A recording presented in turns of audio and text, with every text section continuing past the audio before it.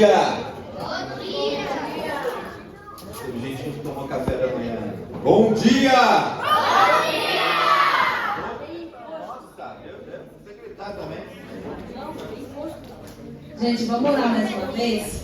Vamos colocar diante do Senhor, buscar a presença dEle. Senhor Jesus, nós estamos aqui, Pai. Queremos receber direto da Tua fonte. Nós hoje estamos aqui nesse lugar porque o Senhor marcou esse encontro com cada um de nós. Aqui na rua Terence Silveira, 474, no 4º andar. E nós sabemos que o Senhor está aqui.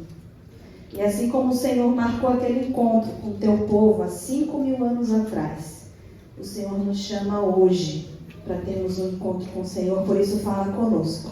Que o Senhor encontre nos nossos corações solo fértil, que o Senhor encontre nos nossos corações terra boa, terra que esteja pronta para receber a Tua palavra, para receber o Teu ensino. Visita este lugar, Senhor. Tira toda a distração dos nossos corações, que possamos estar focados naquilo que o Senhor quer nos ensinar nesta manhã. Em nome de Jesus. Amém. Quem tem o caderninho aí? Caderninho. Então, se vocês quiserem anotar o título do nosso texto, do nosso estudo de hoje, da nossa palavra de hoje, é lugar de encontro, lugar do encontro. Há mais de 5.000 anos atrás, Deus apareceu através de uma sarça. Quem que lembra dessa parte da história de Moisés? Que Deus apareceu transfigurado, manifestado através de uma árvore, que ela pegava fogo, e ali Deus falou com Moisés. Moisés, a gente vê na Bíblia referência aos desertos. O que são os vales? São clareiras de montanhas. Isso, você imagina você caminhando num vale. Um vale você está assim, estreitinho, com montanhas à tua direita, montanhas e montes à tua esquerda. O que você sente quando você está num vale? Que você é pequeno em comparação com os outros. Exatamente, que você é pequeno, que você está oprimido, que você está ali assim, olhando para aquela montanha, e aquela montanha é tão grande, você ali. E um deserto, que a Bíblia também fala, né? Sobre deserto. Você só vê areia, você não vê nada. Você se sente o quê? Sozinho. Sozinho. Exatamente. Então você... Se tiver com as 3 milhões de pessoas, não. Não, mas se você estiver sozinho, vendo aquela imensidão, tu vai se sentir sozinho, mesmo que você esteja acompanhado. Aí o cara desiste da vida. Então, vamos ler lá Salmo 121. Quem quiser abrir.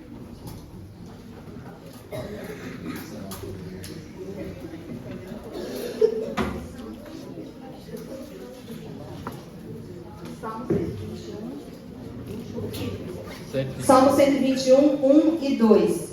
Olho para os montes e pergunto, de onde virá o meu socorro? O meu socorro vem do Senhor Deus, que fez os céus e a terra. Outro salmo que fala sobre a questão dos montes. Salmo 15. Salmo 15, 1 e 2. Salmos de número 15, versículo 1 e 2. O Senhor Deus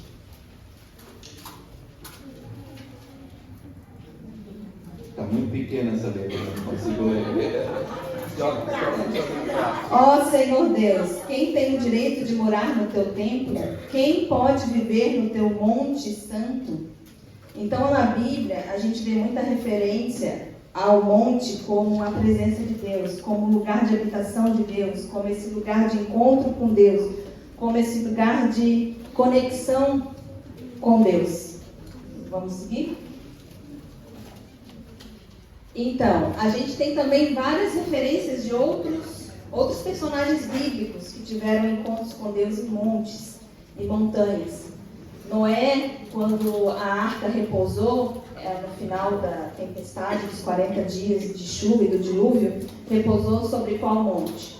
Monte Ararat. Abraão, quando ele foi oferecer sacrifício e Deus proveu ali o sacrifício no lugar do seu filho, ele foi oferecer sacrifício aonde? No monte. Qual era o monte? Moriá.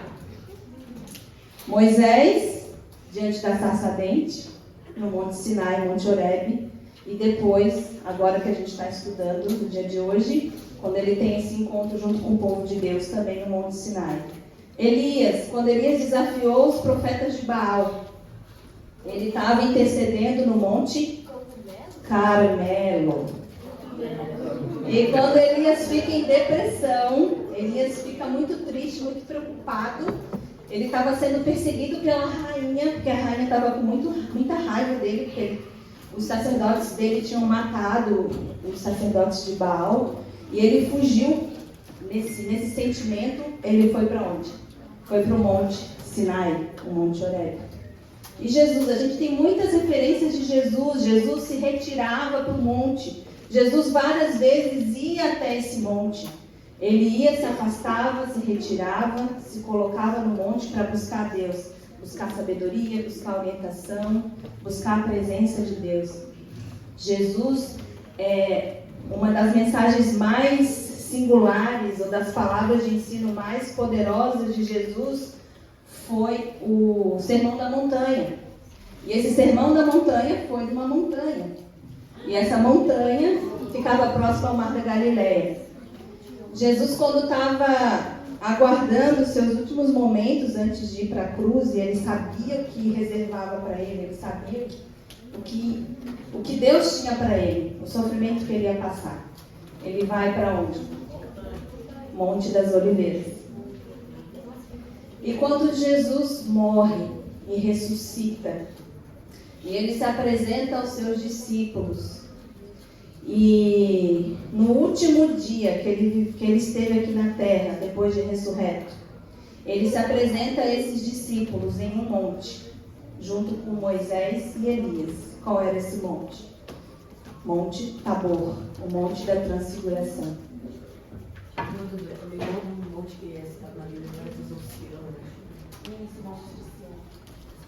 É muito recitado em Salmos, né? Consegue reproduzir essa imagem aqui? Pode passar. Sem atrapalhar ali. Pode passar. Gente, vocês estão vendo ali, ó. Não sei se vocês conseguem ver. Atrás desse prédio tem uma montanha. Vocês estão vendo? Só o contorninho. É que esse prédio aqui está tampando. Isso. Ali é o Monte Cambirela. É o pico mais alto da região da Palhoça. E, se eu não me engano, é o pico mais alto do estado. Assim, em altura. Né, da região aqui. Não, do estado não, da região. Da região da Grande Florianópolis é o ponto mais alto. Ele tem cerca de 1.000 metros de altura. Agora vocês imaginem essas 3 milhões de pessoas diante de uma montanha com 2.285 metros. Duas dessas, só duas. Ela ia passar a altura daquele prédio lá, provavelmente um pouquinho mais. Então é isso que o povo estava encontrando. Vamos agora dar uma lidinha no nosso texto. Vocês podem abrir em Êxodo 19. Quem trouxe a sua Bíblia, Êxodo 19. E Êxodo 20, de 18 a 21.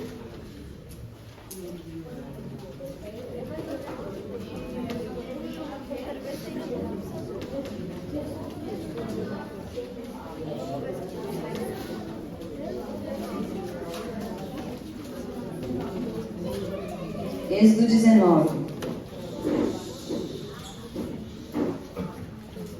Vamos ler aí a partir do versículo 7. Todos acharam? Quem trouxe Bíblia, quem trouxe a Bíblia no celular? Vamos lá. Então Moisés foi, chamou os líderes do povo e contou tudo que o Senhor lhe havia ordenado. Então todos responderam ao mesmo tempo: nós faremos tudo o que o Senhor ordenou. E Moisés levou essa resposta ao Senhor, e ele disse a Moisés: eu vou falar com você numa nuvem escura, para que o povo possa ouvir a nossa conversa. e para que daqui em diante sempre confie em você. Moisés contou a Deus, o Senhor, o que o povo havia respondido. E o Senhor lhe disse: vá falar ao povo e mande que eles passem o dia de hoje e de amanhã purificando-se para me adorar. E eles devem lavar as suas roupas e se aprontar para depois de amanhã. Nesse dia eu descerei sobre o monte Sião, onde todo o povo poderá me ver. Marque limites em sua volta da montanha para que o povo não passe dali, e diga-lhes que não subam o monte nem cheguem perto dele. Se alguma pessoa puser o pé nele, será morta. Ninguém deverá tocar nessa pessoa. Ela será morta a pedradas ou com flechas. E isso deve ser feito tanto com pessoas como animais. Porém, quando a trombeta tocar, o povo poderá subir o monte. Só que o que acontece? Deus fala para não subir o monte enquanto eles estão se purificando. Mas que depois de 3 dias e depois das trombetas, eles poderiam sim subir esse monte. Mas eles ficam com medo. Eles ficam com muito medo porque vocês têm que entender que quando Deus, que é santo, o Criador dos céus e da terra, visita essa terra, um mundo caído, um mundo cheio de pecado, é algo terrível, é algo assustador. Então a gente vai ler aqui o que eles estavam vendo para ficar com tanto medo. Vamos lá. Agora 20, de 18 a 21. O povo fica com medo. O povo então ouviu os trovões e o som de trombetas e viu relâmpagos e fumaça que saía do monte. Então eles tremeram de medo e ficaram de longe e disseram a Moisés: Moisés, se você falar, nós ouviremos, mas se Deus falar conosco, nós seremos mortos. Então Moisés respondeu: não tenha medo, pois Deus só quer pôr vocês à prova. Ele quer que vocês continuem a temê-lo, a fim de que não peque. E o povo ficou em pé de longe, e somente Moisés chegou perto daquela nuvem escura onde Deus estava. Foi um grande privilégio de Moisés e de vários homens ver o próprio Deus. Não foi só Moisés que viu a Deus. Se você pegar o texto, pode passar? Antes de falar o que eu ia falar, eu entrei no chat GPT. Quem conhece o chat GPT aqui? Quem usa? Eu entrei no chat GPT e coloquei assim: chat GPT, crie uma imagem do Monte Sinai com base no texto bíblico de Êxodo 19 e 20. E foi essa imagem que o chat GPT criou. Legal, né?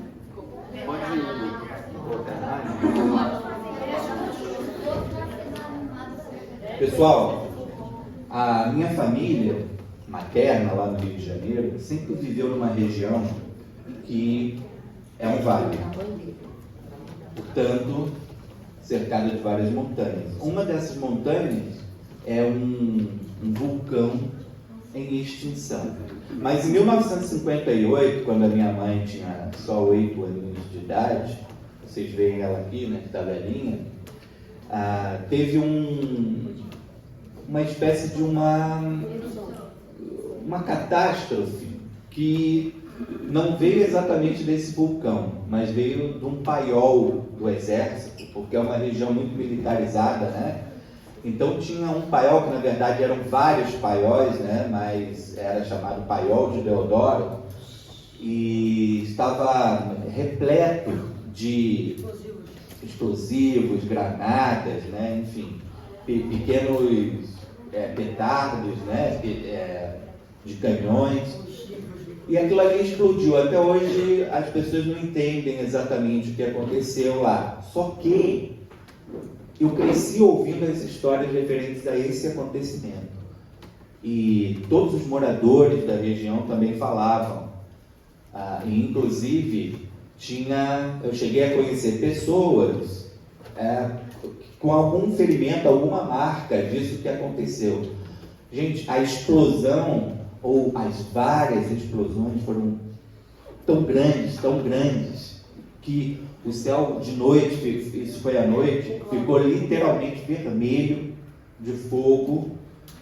O meu avô, ele era militar, e ele acordou nas primeiras explosões. Ele acordou e ele sentiu que era alguma coisa diferente, que não era normal. Então ele pegou toda a família e ele, por uma inspiração de Deus, talvez, pegou toda a família, a minha avó, minha mãe, né, que tinha 8 anos, meus tios, e saiu desabalado, assim, pela cidade, né, se afastando o máximo possível daquela região. E quando as explosões elas se avolumaram, milhares de pessoas vieram, né, todo mundo acordou, a cidade inteira acordou, todo mundo veio, todo mundo foi para fora de casa, olhou o céu, viu o céu vermelho, explosões, explosões, explosões. As pessoas se apavoraram, começaram a gritar que era o fim do mundo, e as pessoas foram para as ruas e eram milhares e milhares e milhares de pessoas correndo pela cidade, pelas ruas. As famílias caminharam quilômetros, muitos quilômetros. A minha família atravessou 3 bairros, e os bairros no Rio de Janeiro são grandes. A cidade inteira ouviu as explosões, não é uma cidade pequena, né? Então, as pessoas achavam que era o fim do mundo, o ruído era ensurdecedor, ninguém jamais tinha ouvido um ruído daquela magnitude, e assim, foi extremamente assustador, assim, extremamente assustador. Para vocês terem uma ideia, as pessoas tinham um desespero tão grande que tem uma mulher que ela relata que ela pegou as 2 filhas, assim, pequenas, na cama, assim, debaixo do braço, e saiu correndo. E de repente ela botou a mão assim, e ela percebeu que uma delas estava sem a cabeça. Só que não, é que as filhas, uma dormia com a cabeça para lá, outra com a cabeça para cá. Quando ela catou as 2, assim, ela saiu, ela procurou a cabeça, mas a cabeça estava para trás. Mas para você saber o nível de desespero das pessoas. Então, olha, aqui ó, pessoal, aqui olha, isso aqui são imagens do jornal da época, tá? Aqui essa imagem está cortada, mas aparece muito mais fogo. É uma região também que tem ferrovias lá, né? E, enfim, aqui não aparecem multidões, né? Mas aparecem algumas pessoas. Mas foi um acontecimento que marcou a vida de muitas pessoas. Tem documentário no YouTube, inclusive até eu falei para o Pedro Paulo que eu escrevi um conto sobre isso que aconteceu, porque ouvi isso a vida toda, e não é uma coisa que é muito comentada, mas eu quis dar assim, só uma pequena noção do que representa a força, né, de uma explosão, o pavor das pessoas, e mais ou menos em proporção muito maior é isso que a Ana está relatando. Aquele monte, né, fumegando, né, muito fogo, muitos relâmpagos, e eram também, como lá no Rio, milhões de pessoas nas ruas. Lá eles estavam, né, no deserto. Então, peguem o desespero dessa mãe que achou que uma filha perdeu uma cabeça, né? E as pessoas gritando na rua que era o fim do mundo, todo mundo desesperado. Multiplica isso por 1000, que até Moisés ficou apavorado. Inclusive, lá em Hebreus, ele fala assim, ó, Hebreus 12:21. Os que estavam vendo isso era tão terrível que Moisés disse: estou também tremendo de medo. Então estava todo mundo com medo. Moisés estava com medo, o povo estava com medo, e era uma visão apocalíptica, gente. Era uma visão, era Deus descendo na terra, era o céu tocando a terra tocando o céu, num mundo caído, num Deus que é santo, e todo o poder, toda a majestade sendo refletida ali, naquilo tudo que estava acontecendo, na fumaça, no fogo, nos trovões, nos relâmpagos, nas trombetas. Essas trombetas não eram trombetas que o povo estava tocando. Até o ChatGPT botou um cara aqui com a trombeta. Mas eram trombetas, era som de buzina que vinha direto do céu. Era som de buzina dos anjos, do céu, da glória de Deus. Não era humano aquilo. Era literalmente Deus descendo naquela montanha. E uma coisa que eu quero mostrar para vocês é que a gente tem a sensação ou a ideia de que Moisés foi o único a subir. E ele não foi o único a subir no monte. Vocês sabiam disso? Moisés não foi o único a subir no monte e ver a Deus. Não foi. O povo ficou com medo. Não quis subir, mesmo Deus tendo falado para eles se purificarem, se santificarem. Eles tiveram medo, muito pavor, mas Moisés subiu mesmo com medo. Lá em Êxodo 24, de 12 a 14, fala assim: o Senhor Deus disse a Moisés: suba o monte onde eu estou e fique aqui, pois eu vou lhes dar as placas de pedra que têm as leis dos mandamentos que escrevi a fim de que vocês ensinem ao povo. Moisés e Josué, o seu auxiliar, se aprontaram e Moisés começou a subir o monte sagrado. Então Moisés disse aos líderes: esperem aqui até voltarmos. Arão e Ur ficarão com vocês. Quem tiver alguma questão para resolver, deverá falar com ele. Aqui também, em Êxodo 24, 1, diz assim: o Senhor Deus disse a Moisés: você, Arão, Nadab e Abiú e 70 líderes do povo subam o monte e venham até a minha presença. E quando ainda estiverem um pouco longe, ajoelhem-se para me adorar. Só você, Moisés, chegará mais perto de mim, e os outros não. E o povo não deveria mais subir o monte. 9 e 10. Moisés, Arão, Nadab e Abiú e 70 líderes do povo de Israel subiram o monte e viram o Deus de Israel. Eles viram a Deus. Moisés, Arão, Nadab, Abiú e os 70 anciãos que subiram viram o Deus de Israel. E debaixo dos pés dele havia alguma coisa parecida com um piso feito de safiras, azul como o céu. Mas Deus não matou esses líderes de Israel. Eles viram a Deus e depois comeram e beberam juntos. Então, não foi só Moisés que viu a Deus. Não foi. Vários homens que Deus tinha levantado como líderes daquele povo viram a Deus. Isso é um privilégio que eles tiveram. Nós não temos esse privilégio. Nós não temos esse acesso de ver a Deus. Mas nós temos um privilégio, que é o Espírito Santo em nós. Eles não tinham o Espírito Santo. E quando a gente entrega a nossa vida a Deus, Ele nos manda o Espírito Santo. Talvez, quando a gente chegue no céu, a gente fica assim: pô, Moisés, mas como foi ver o próprio Deus naquela montanha? E Moisés vai perguntar para a gente: e como é ter o Espírito Santo dentro de você? Deus habita em nós através do seu Espírito Santo, e isso também é milagre. É milagre de Deus nas nossas vidas.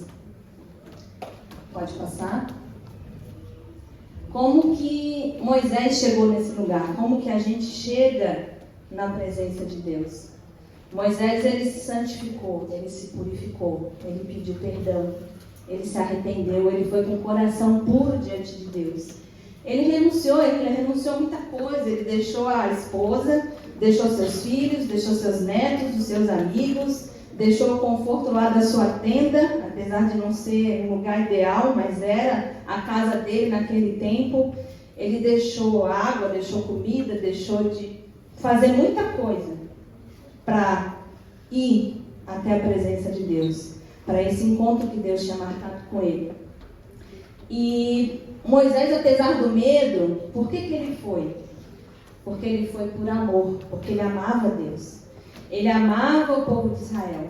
Ele amava a sua família, ele amava os seus filhos, ele amava aquele povo tão sofrido, que viveu tanto tempo sendo escravo, sendo judiado.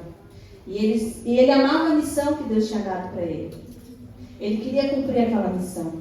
E por amor, mesmo com medo, mesmo vendo aquilo tudo, ele foi. Ele foi porque ele amava Deus, porque ele amava o povo de Deus, porque ele amava o povo de Israel, porque ele queria conduzir aquele povo para o lugar que Deus tinha preparado para ele. E Moisés permaneceu 40 dias. Mesmo quando ele desce, depois dos 40 dias, a face dele volta totalmente transformada. Porque apesar de estar longe agora da montanha, Deus estava na face dele. Deus estava sendo refletido na face dele. E ele, apesar de ter descido da montanha, ele continuou permanecendo em Deus. O que a gente faz quando a gente vai para esse lugar? Quando a gente busca a Deus? Nós temos esse privilégio de nos encontrarmos com Deus, né? Nós temos esse acesso ao nosso Deus. Nós temos essa condição de nos conectar com o nosso Criador, o Criador e a criatura. E quando a gente chega na presença de Deus, a gente se derrama, a gente adora, a gente busca, a gente clama, a gente chora, a gente leva a Ele, a gente chega a Ele do jeito que a gente está. Naquela época de Moisés, eles precisavam se santificar. Eles precisavam passar 3 dias e trocar suas vestes e fazer todo um ritual para poder chegar na presença de Deus. Hoje, Deus nos chama para irmos à presença dEle como a gente está. Com os nossos erros, nossos acertos, nossos pecados, nossas aflições, nossas dúvidas. E é assim que a gente deve buscar a Deus. Com sinceridade do coração, abrindo o nosso coração. E o que Deus tem pra gente nesse lugar de encontro? Deus tem pra gente nesse lugar bênçãos que a gente não tem ideia. Quando a gente busca Deus, Ele se revela. Ele transforma a nossa vida, Ele nos ensina, Ele nos capacita, Ele nos consola. E Ele é a fonte de tudo o que a gente precisa. Tudo que a gente precisa está em Deus. A gente está falando muito aqui de monte, de montanha, né? Porque para eles era algo muito significativo. Simbolizava essa firmeza, essa constância, essa estabilidade. Eles não tinham outra referência, né? Talvez as pirâmides, mas as pirâmides tinham 140 metros de altura. Comparado com uma montanha de 2.000 metros, as pirâmides eram nada. Então, para eles, a montanha era esse lugar do acesso, né? Hoje nós temos irmãos que sobem montanhas, né? Para buscar a Deus, ainda hoje, que usam desse artifício para se aproximar do Senhor. Que usam desse ritual, né? Dessa simbologia. E isso não é errado. Quando a gente faz uma trilha, quem aqui já fez trilha do MPA? E quando a gente chega lá em cima e a gente vê aquele mar, aquele céu, toda aquela geografia lá embaixo, o que a gente sente? A gente sente a presença de Deus, a gente sente que está num lugar especial. Então é um símbolo muito forte, a montanha. Podemos passar? Mas hoje, onde é esse lugar? Onde é esse lugar hoje, gente? Que a gente pode encontrar Deus.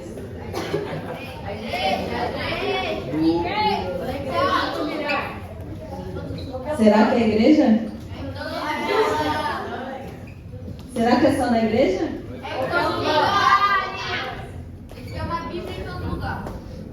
Então vamos ler lá, ó.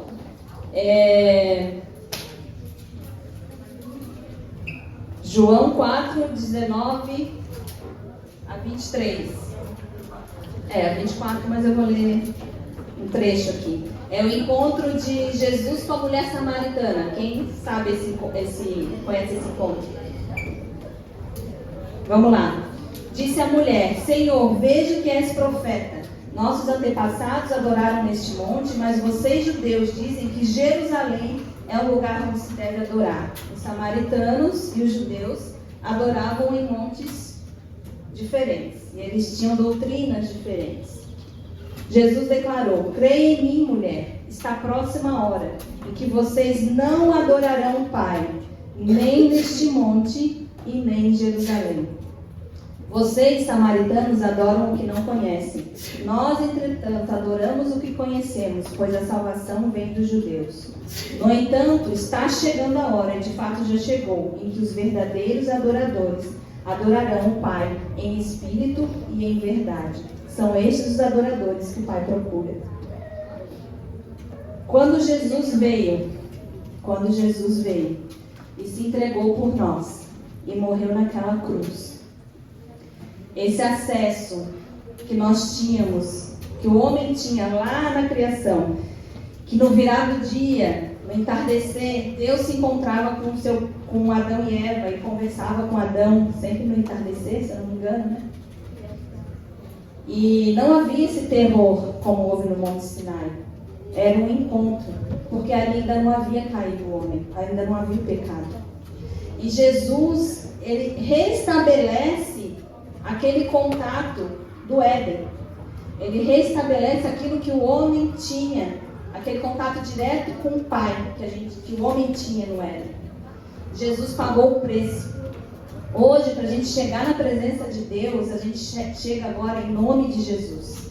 Então não existe mais esse medo, não existe mais esse temor, porque Cristo levou sobre si os nossos pecados. O véu do templo se rasgou, não existe mais intermediador, não existe mais sacerdote, não existe mais lugar.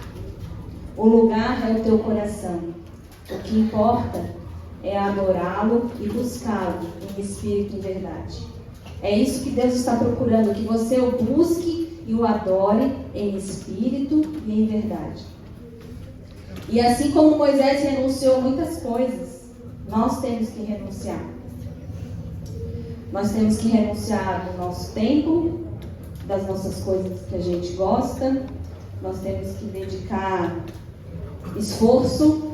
Muitas vezes a gente vai diante de Deus sem vontade de ir, mas a gente tem que ir porque a gente precisa. Assim como o ar que respiramos, a gente precisa de Deus. Vamos fechar os nossos olhos